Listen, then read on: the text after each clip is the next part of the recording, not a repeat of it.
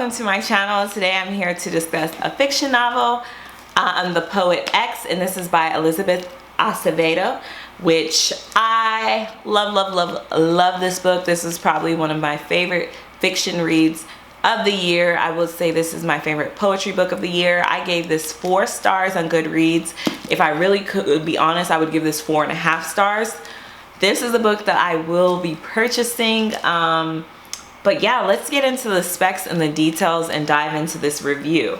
So the book is told in complete verse. It's basically all poems, poetry, and it's amazing. And the author herself, she is known for doing spoken word, slam poetry, or what have you. But this book is one that will definitely make you fall back in love with writing or back in love with poetry. Like, this reignited my love of poetry and really helped me remember exactly why and when I truly fell in love with this. This book follows the journey of a young girl named the Poet X, but her name is Xiomara. I hope I'm saying her name right.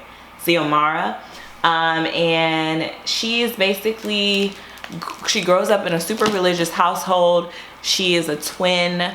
Her twin brother is like the perfect opposite to her. For her, she's more so like the child that is always getting into fights, can never seem to do anything right, at least from her perspective. And you know, she basically defends herself through her fists. She feels like her words don't matter.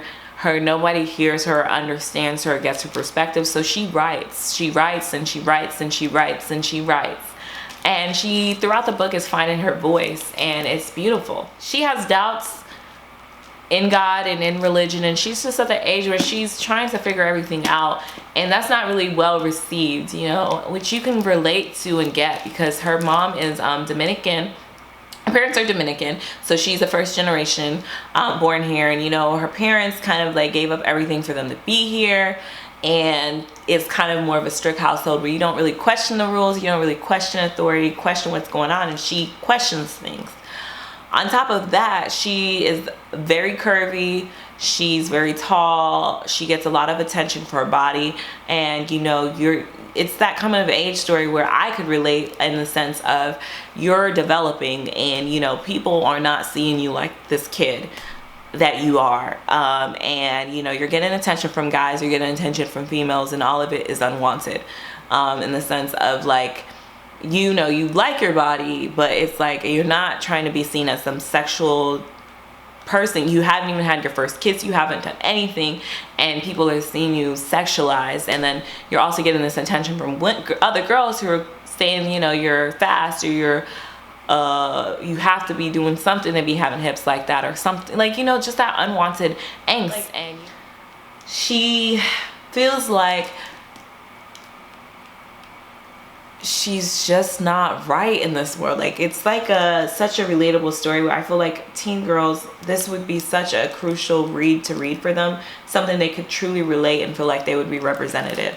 I would have loved to read this while I was in middle school or high school. I loved it as an adult, so I know I would have loved it that much more as a teen.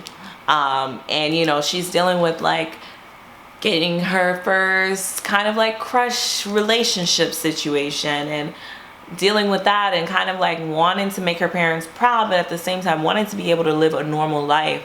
And by normal, I mean not doing anything crazy, but literally joining a poetry club or going out and about. And the crazy thing is, this is a novel, but it's literally told through poems. So you're learning about her life. You feel like you're reading someone's journal, is what you feel like.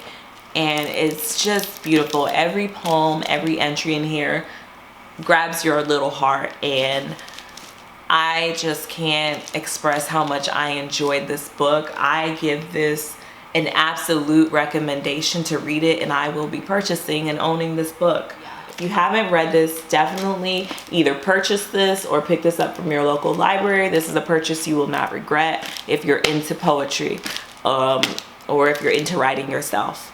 So that's all I have. Love and light, and I'll see you guys in the next one. Bye.